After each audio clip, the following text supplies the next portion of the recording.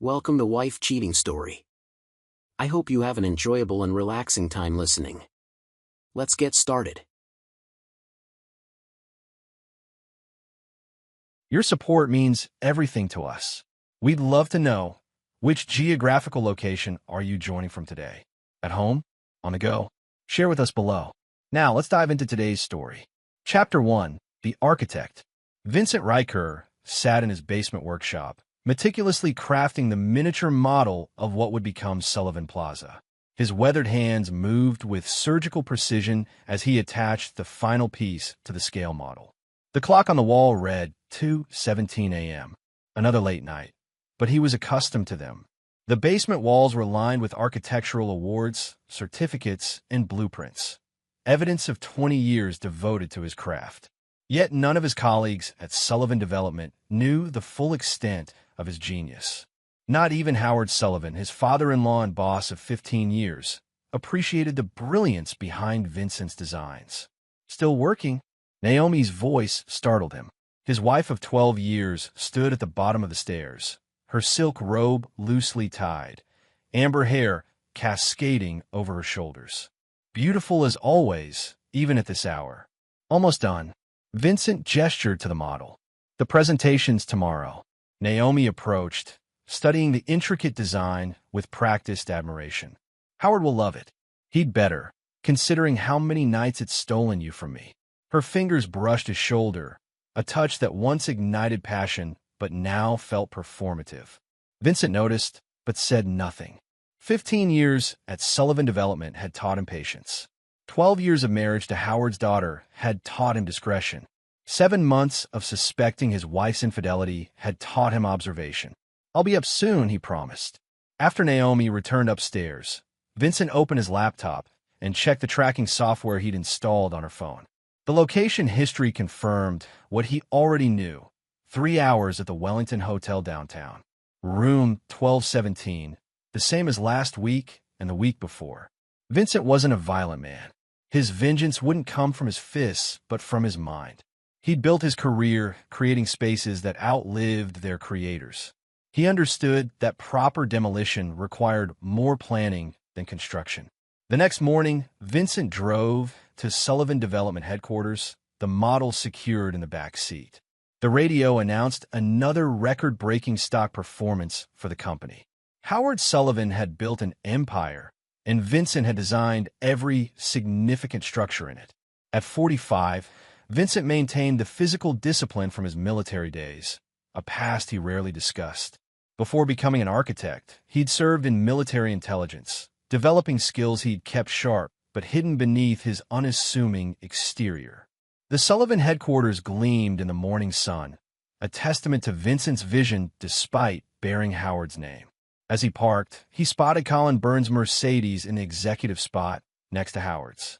Colin, Howard's new golden boy, 15 years Vincent's junior, with an MBA but no real-world experience or talent. Just connections, charisma, and apparently enough appeal to seduce Naomi.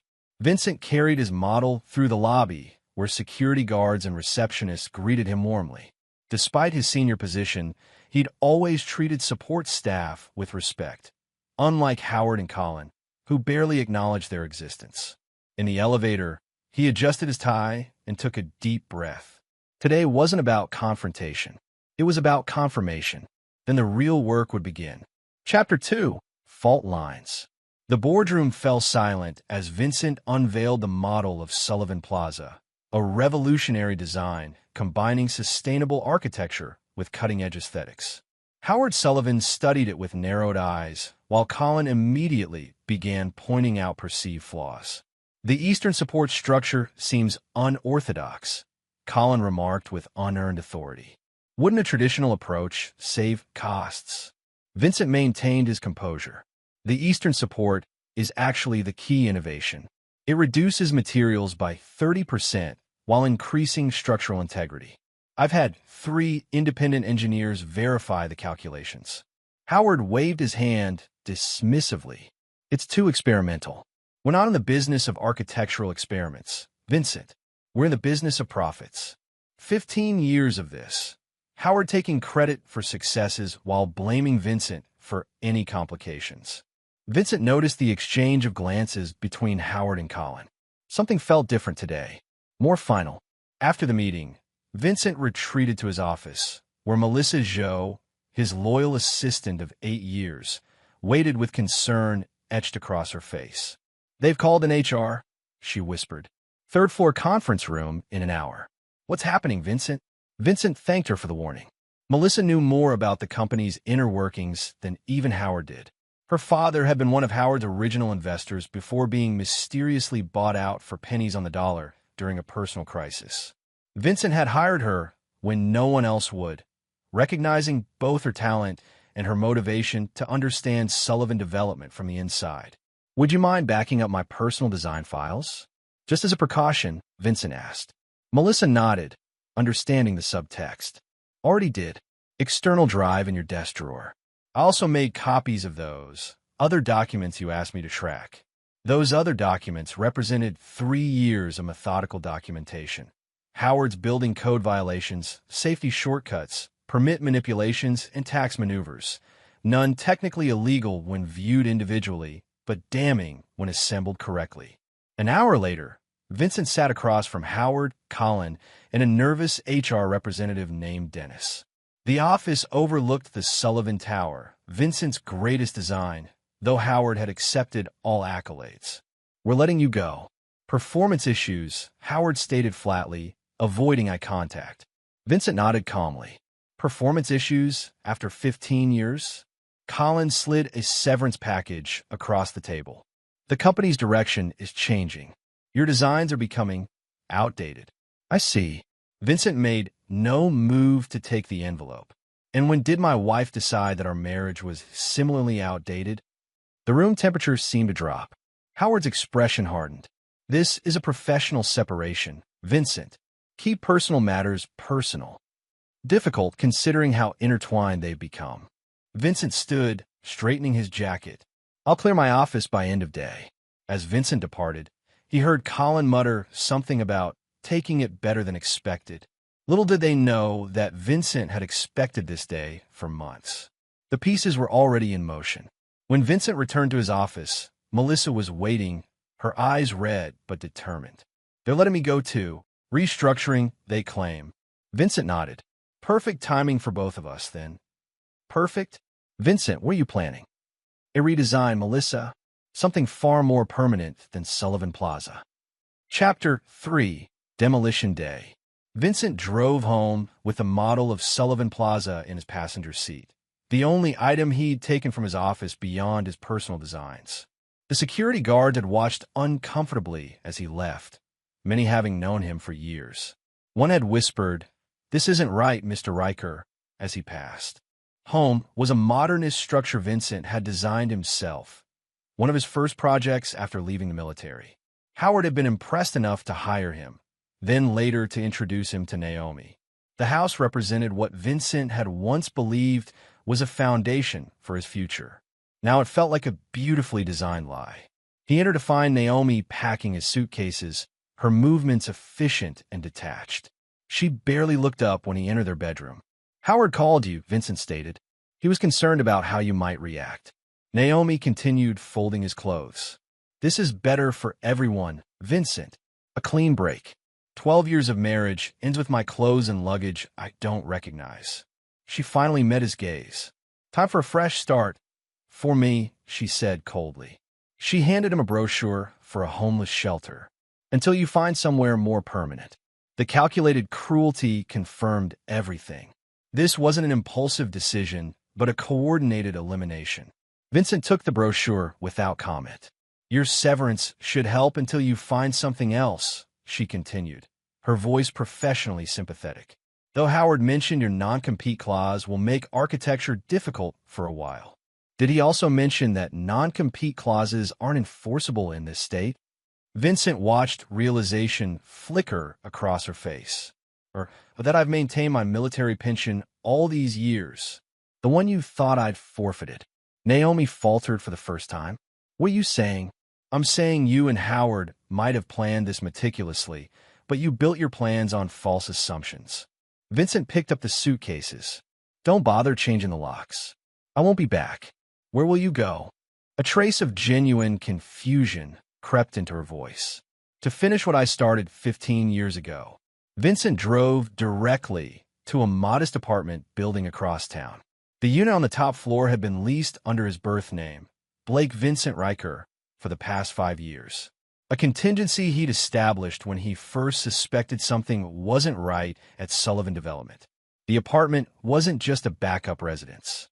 It was his war room. The walls were covered with photos, documents, and connections mapping the Sullivan Empire's vulnerabilities. Howard had built his company through manipulation and strategic betrayal of partners. Vincent had spent years quietly documenting every shortcut, every code violation, every ethical breach. Melissa was waiting for him there, having used the key he'd given her months ago when he first suspected they might both need an exit strategy. Everything's ready, she said.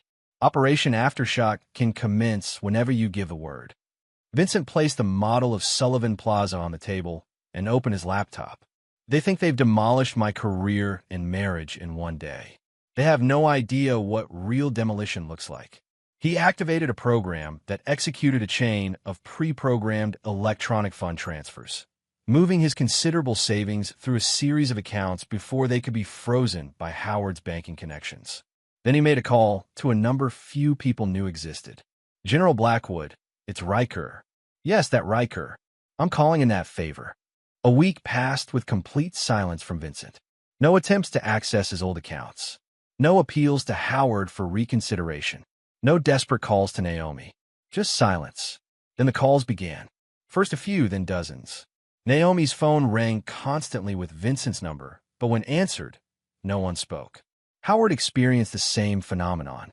By the end of the week, they had received 93 calls between them. Frustrated and increasingly unnerved, Howard and Naomi drove to the homeless shelter from the brochure, only to discover Vincent had never arrived there. They tried his old military contacts, but no one had heard from him in years. It was Colin who finally connected the dots after a mysterious package arrived containing Vincent's dog tags and military ID. Blake Vincent Riker, Colin read aloud. Wait, Riker? As in, Howard snatched the documents. General Riker's son? That's impossible. The general's son was a classified intelligence operative who supposedly died in. Howard's face drained of color as realization dawned. What is it? Naomi demanded. We need to find him. Now. Howard's hands trembled as he dialed Vincent's number again. We may have just made the worst mistake of our lives. Chapter 4. The Ghost Architect. Tell me again why we're hiding in a bunker beneath your apartment, Melissa said, watching Vincent calibrate equipment in what appeared to be a military-grade command center. It's not a bunker, Vincent corrected.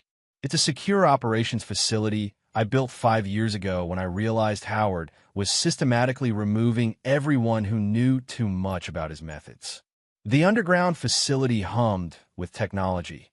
Multiple screens monitoring Sullivan Development properties, financial tracking software, and surveillance feeds.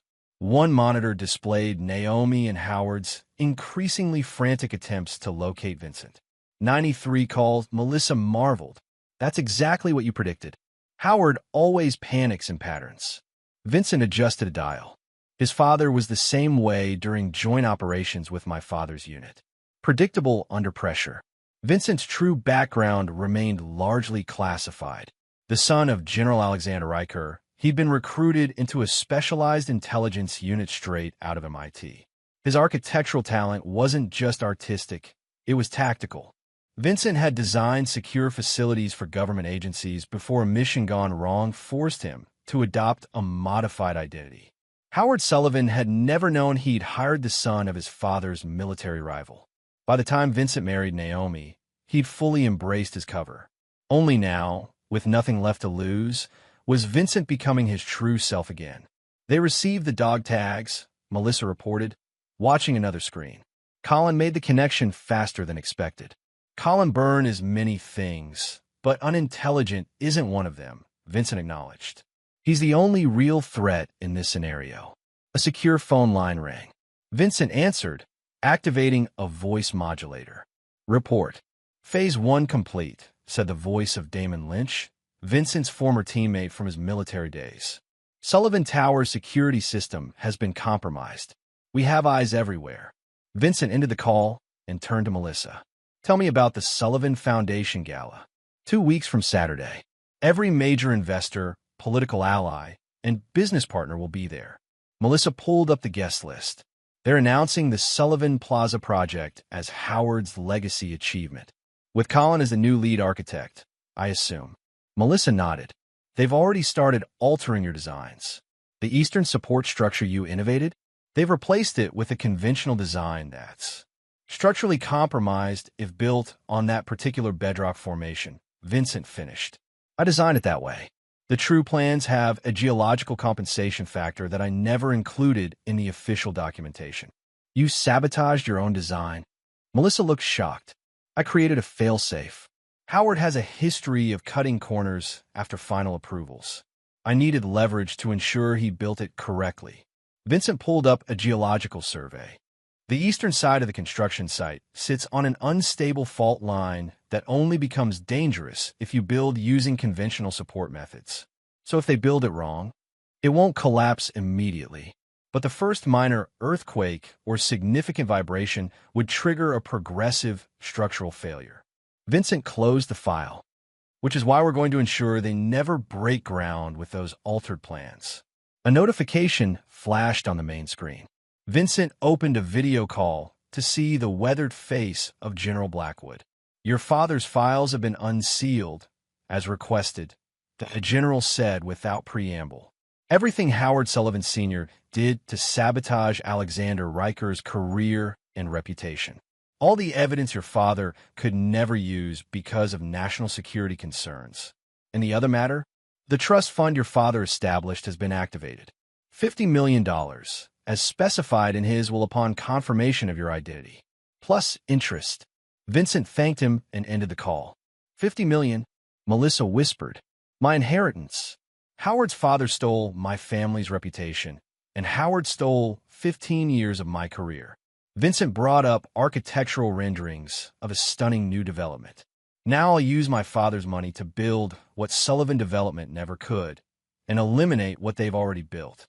Ow! By becoming their salvation before I become their destruction. Chapter 5. The Prodigal Husband. Howard Sullivan paced his office, phone pressed to his ear. I don't care what it takes. Find him. The private investigator on the other end sounded resigned. Mr. Sullivan, we've tried everything. Blake Vincent Riker effectively disappeared 12 years ago when he became Vincent Riker. Now both identities have gone dark. Howard slammed the phone down as Naomi entered, looking haggard. Nothing. Howard collapsed into his chair. Do you have any idea what this means? Vincent is Alexander Riker's son. The same Alexander Riker my father supposedly betrayed during the Kuwait operation. What does that have to do with us? Naomi demanded. So his father was some general. Not just some general. The man who invented modern structural sabotage techniques for the military. Howard's voice dropped. And Vincent has designed every major building in our portfolio for the past 15 years. The color drained from Naomi's face. You think he compromised them? I've ordered full structural assessments of everything he designed. But if he's half as skilled as his father. Howard left the implication hanging. Colin entered without knocking, tablet in hand. We have a bigger problem. Phoenix Development just announced a revolutionary new project directly competing with Sullivan Plaza. Look who's listed as chief architect. The tablet showed a rendering of a breathtaking structure signed with Vincent's distinctive mark. Below it, the corporate leadership listed Blake V. Riker, founder and CEO. He's had a competing development company this whole time. Naomi stared at the image. Worse, Collins said. 3 of our major investors called this morning. They're pulling out of Sullivan Plaza to back Phoenix instead. They say Riker showed them geological surveys indicating our site has stability issues. Howard's phone rang. Vincent's number again. This time when Howard answered, Vincent spoke. Hello, Howard. I believe we have some unfinished business. Vincent, listen. Blake Vincent Riker, he corrected. But you can call me Mr. Riker now. I'm no longer your employee, or your son-in-law. Whatever you're planning, I'm planning to build, Howard. That's what architects do. I'm extending a professional courtesy by informing you that your Sullivan Plaza project is unfeasible as currently designed. The Eastern support. We know about the fault line, Howard interrupted. We can fix it. No, you can't. Not without my specific modifications, which weren't in the official plans. And I'm afraid those designs are now proprietary to Phoenix Development. Howard gripped the phone tighter. Name your price. Vincent's laugh was cold. You fired me for performance issues, Howard. My performance now commands a much higher price than you can afford. The line went dead. Colin looked grim. The geological assessment came back. He's right about the fault line. We can't build Sullivan Plaza as planned. Howard turned to Naomi. Call him. He'll talk to you. Naomi hesitated. I'm not sure that's true anymore. He was in love with you for 12 years. Use that, Howard shouted. Was he? Naomi's voice was suddenly small. I'm not sure I ever really knew him. Later that evening, Vincent sat in an exclusive restaurant across from Aaliyah Drake, the city's most prominent real estate investor. At 40, she commanded respect throughout the industry and had never worked with Sullivan Development despite Howard's persistent overtures. I've reviewed your Phoenix proposal, Aaliyah said, studying Vincent over her wine glass. Ambitious doesn't begin to describe it. You're essentially planning to redefine the city skyline. I'm planning to correct it, Vincent clarified. Sullivan Development has prioritized appearance over substance for years. My designs will prioritize both. And your sudden emergence as Blake Riker after years as Vincent, that doesn't concern potential investors. My architectural vision hasn't changed, Ms. Drake. Only my willingness to compromise it. Vincent slid an envelope across the table. These are the structural assessments for 6 Sullivan properties built in the last decade. All have critical vulnerabilities that will require significant renovation within 5 years.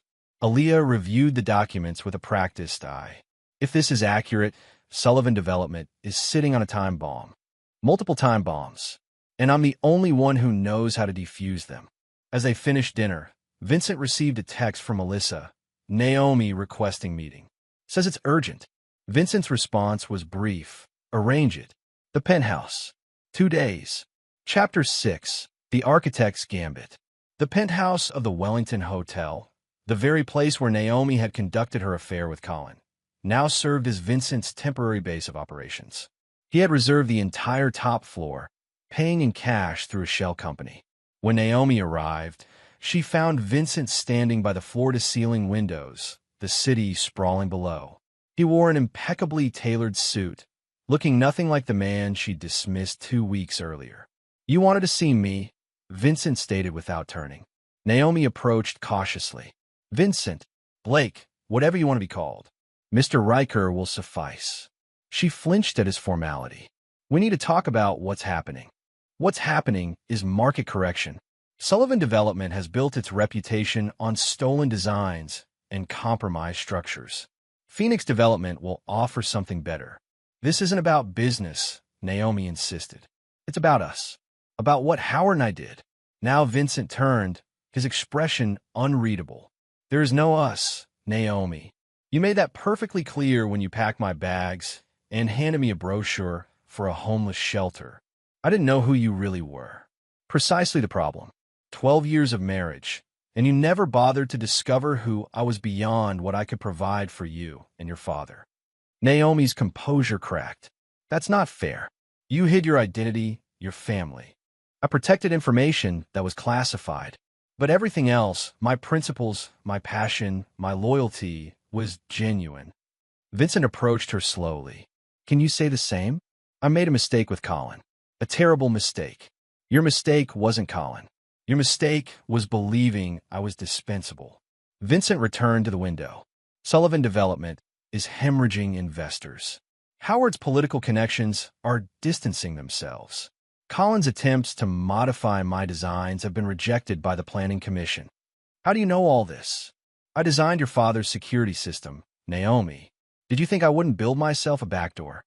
Tears formed in Naomi's eyes. What do you want from us? From you? Nothing. From Howard? Acknowledgement. Of what?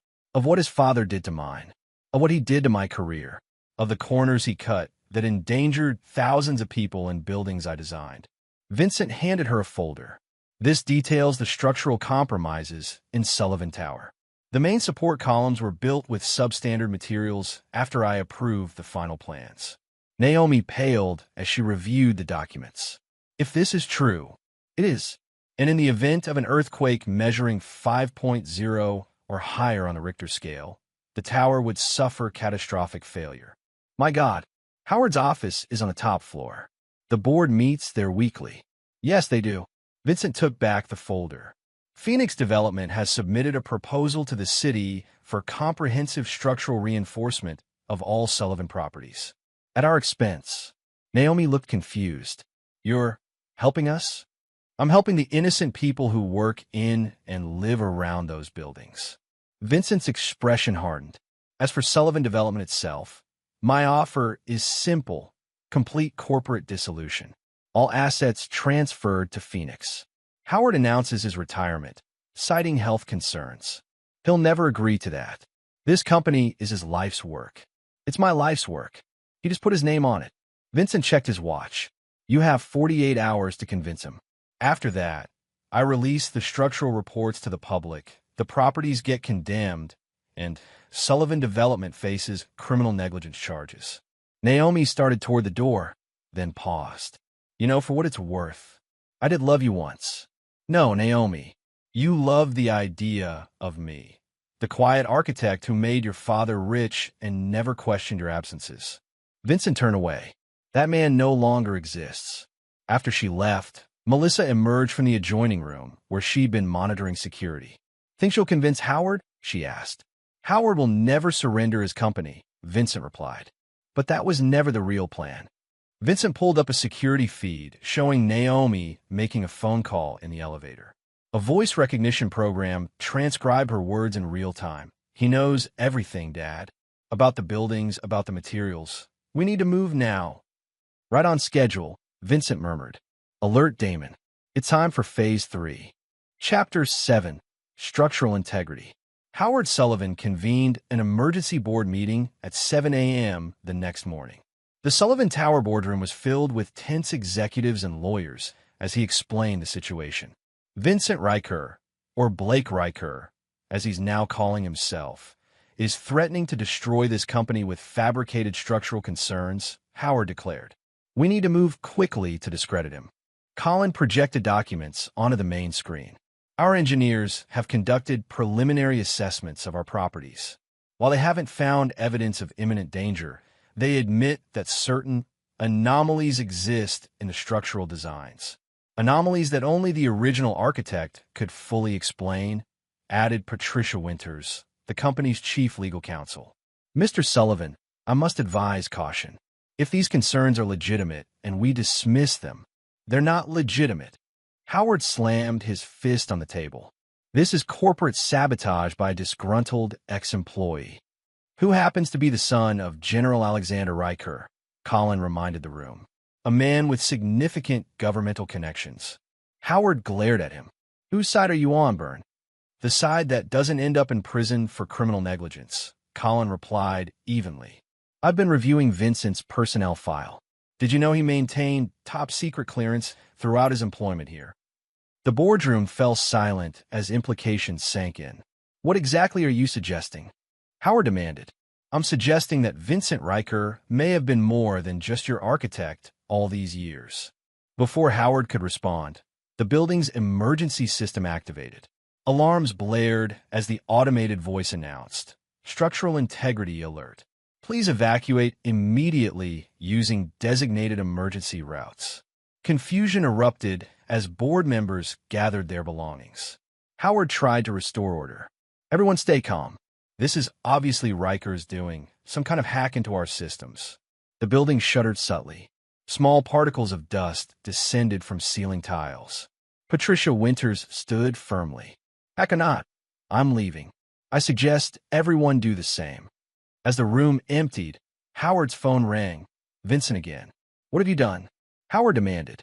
I've activated the monitoring system I installed in Sullivan Tower 3 years ago, Vincent replied calmly.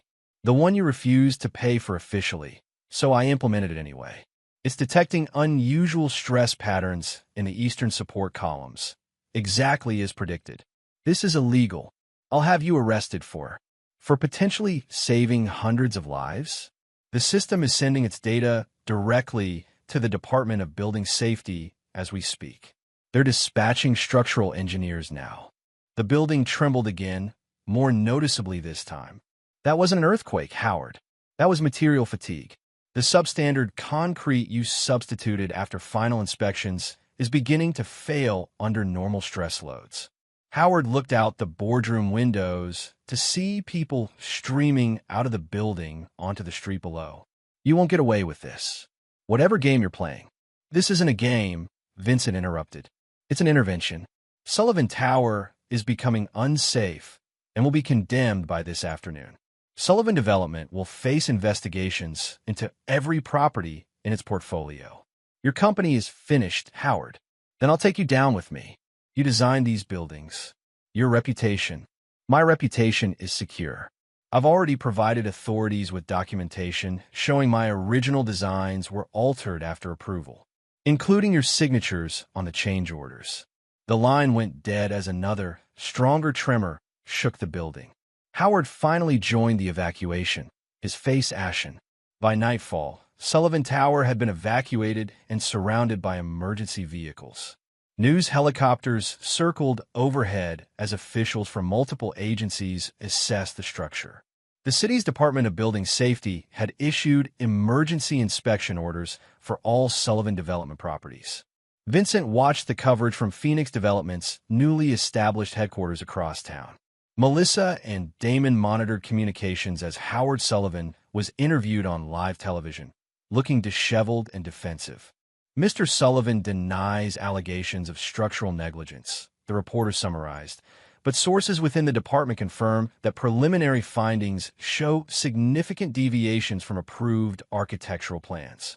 Melissa muted the broadcast. The stock is in free fall.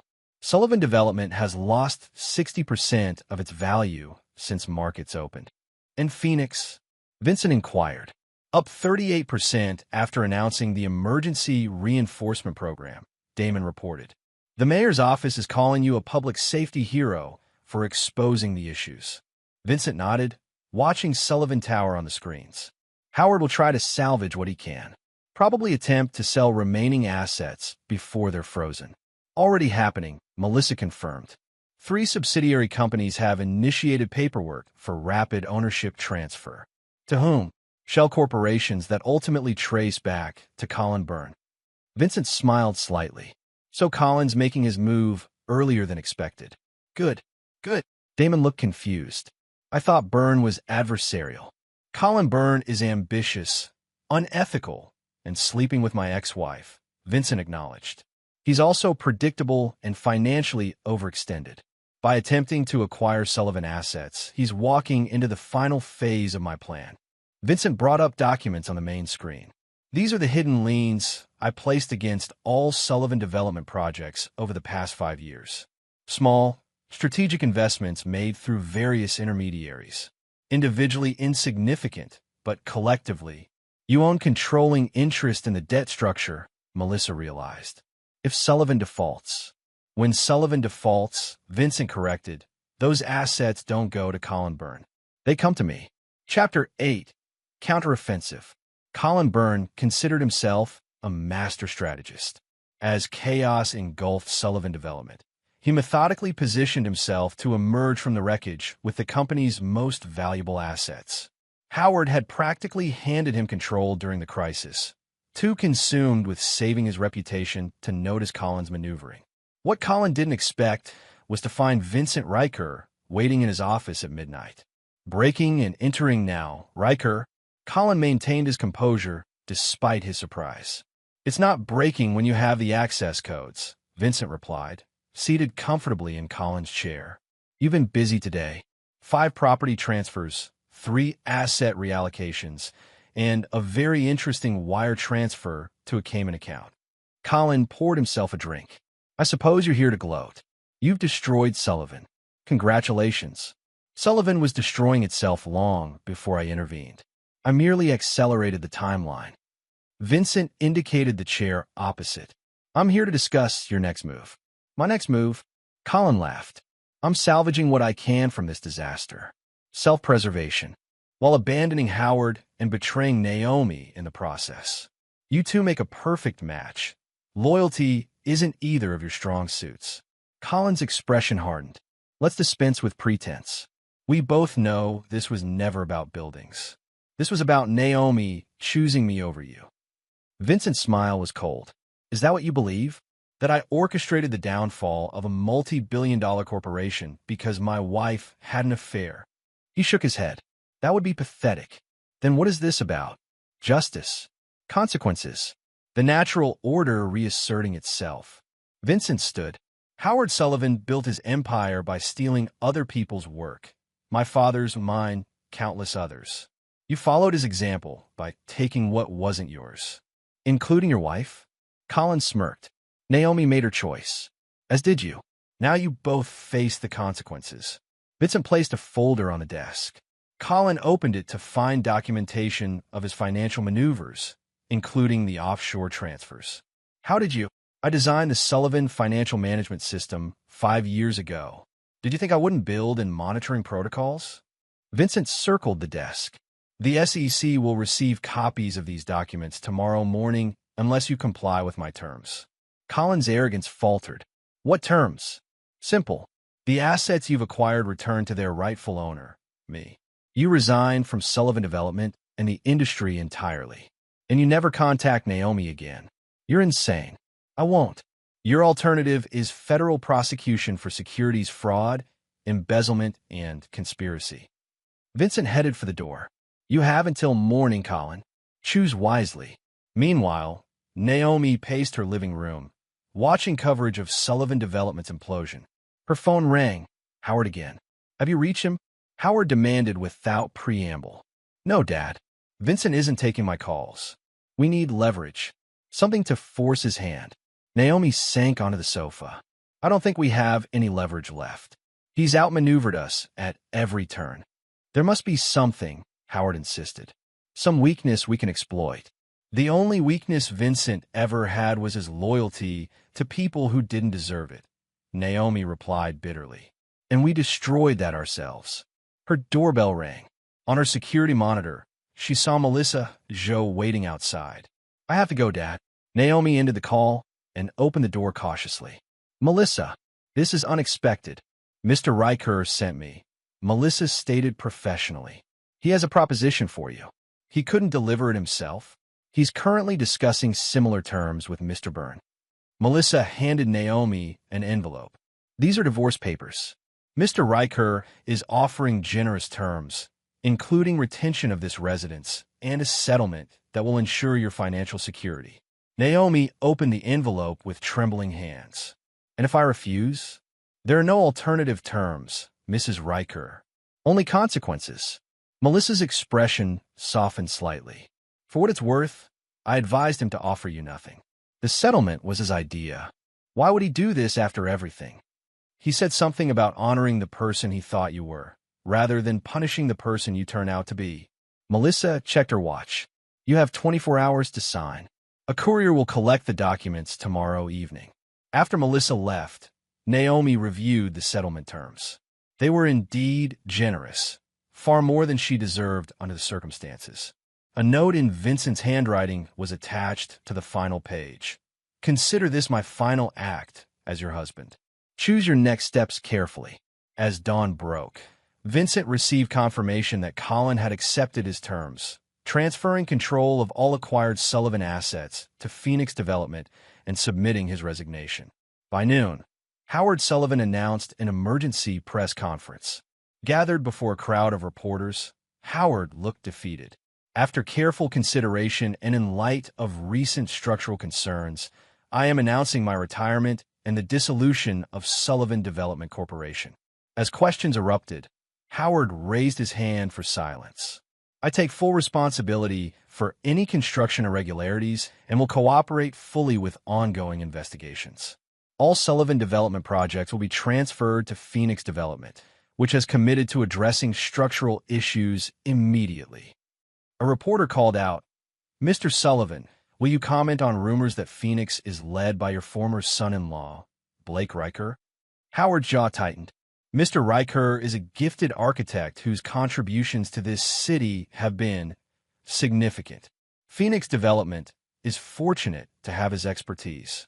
The press conference concluded abruptly when Howard appeared to suffer a minor medical episode, requiring assistance from staff. Watching from Phoenix headquarters, Vincent turned to Damon. "Arrange security for Howard's residence. Discreet but effective." Damon looked surprised. "You're protecting him? After everything?" "I'm ensuring he lives long enough to witness what comes next," Vincent clarified. "Howard needs to see his legacy completely transformed before he's allowed any peace." Melissa entered with an update. Naomi signed the divorce papers. "No contest, no modifications." Vincent nodded. "And Colin left town this morning. One-way ticket to Singapore. He won't stay gone," Vincent predicted. "His type always believes they can return and rebuild." "Should we monitor him?" "No need. His finance and reputation are destroyed. Colin Byrne will spend the rest of his life trying to recover what he lost today." Vincent turned back to the city map displayed on the main screen. "Our focus now is reconstruction, beginning with Sullivan Tower." Chapter 9, The Shadow Cast. 6 months later, the building formerly known as Sullivan Tower had been completely renovated, reinforced, and rebranded as Phoenix One. Vincent's team had worked around the clock to address the structural deficiencies while simultaneously reimagining the building's purpose. What had once been a monument to corporate excess was now a mixed-use development combining commercial space with affordable housing, educational facilities, and community resources.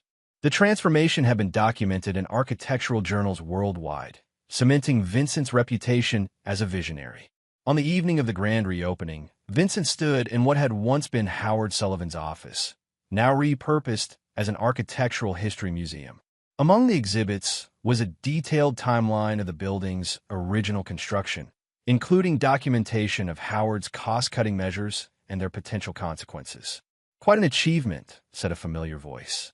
Vincent turned to see General Blackwood, now retired but still commanding respect in his civilian attire. "My father would have appreciated the symmetry," Vincent replied. "His reputation destroyed by Howard's father. Howard's legacy reclaimed by his son." The general surveyed the city through the panoramic windows. "Alexander would be proud of more than just the revenge, son. This rebuilding, it's what he always believed architecture should be. Service to community, not monuments to ego." A soft chime announced another visitor. Melissa entered with a tablet displaying security feeds. "Howard Sullivan has arrived as requested. Security has escorted him to the private elevator." Vincent nodded. "Show him in when he arrives."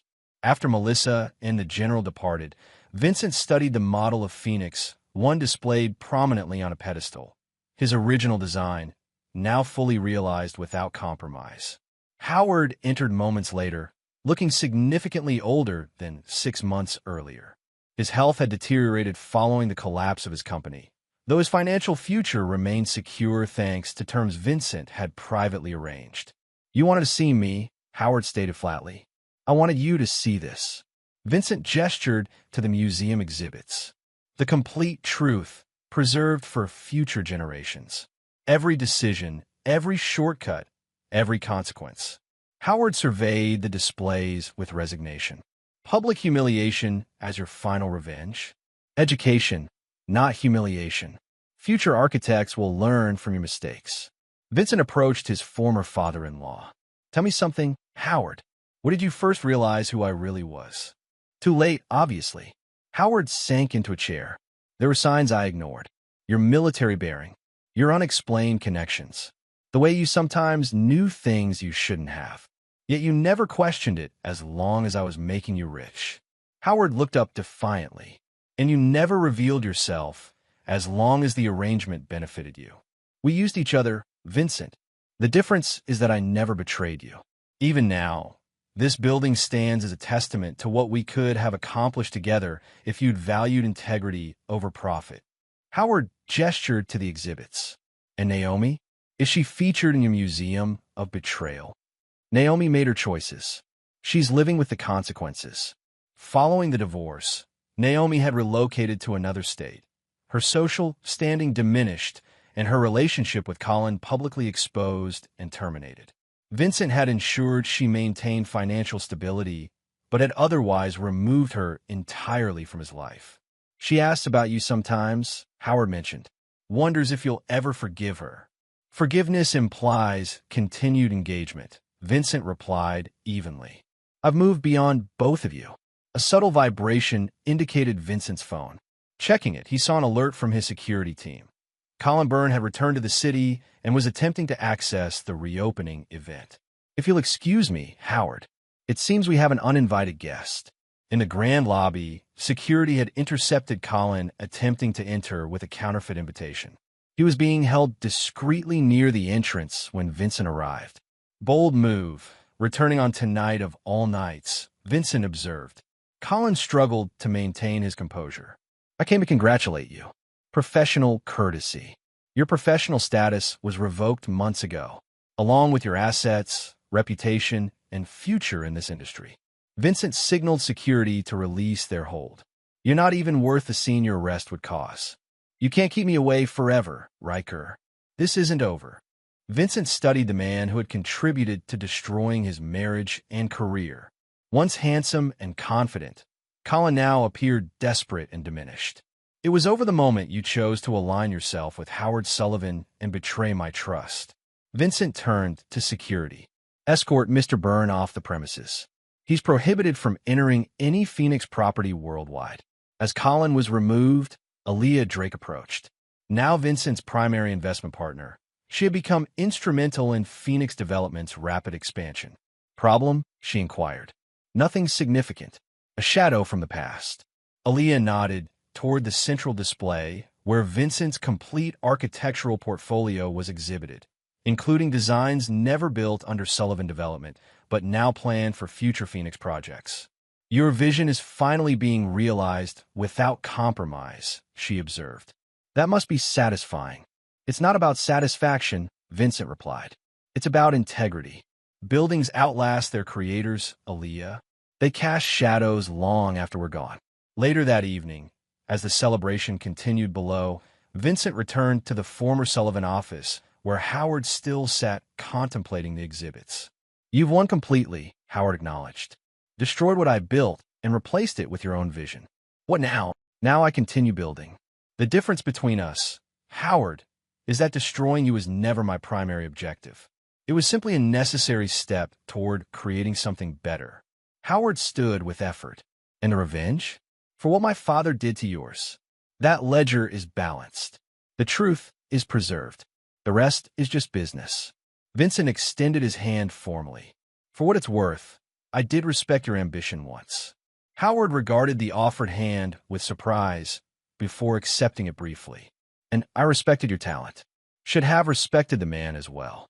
As Howard departed, Vincent remained alone in the transformed space that symbolized both his past constraints and future potential. From the windows, he could see the Phoenix logo illuminated across the city, his vision literally casting a new shadow. His phone vibrated with a text from Melissa, Naomi attempting to contact you again. Third time this month. Vincent's reply was brief and final. No response necessary. Some betrayals couldn't be forgiven. Some shadows couldn't be erased. Vincent had rebuilt his life, not by forgetting the past, but by transforming it into the foundation for something stronger. The architect had become the master builder of his own destiny, casting a shadow that would endure long after all those who had betrayed him were forgotten. And there you have it. Another story comes to an end. What did you think? I'd love to hear your thoughts in the comments below. If you enjoy this story, consider joining our community by subscribing. It means the world to us. For more stories like this one, check out the recommended videos on screen. And I'll see you there.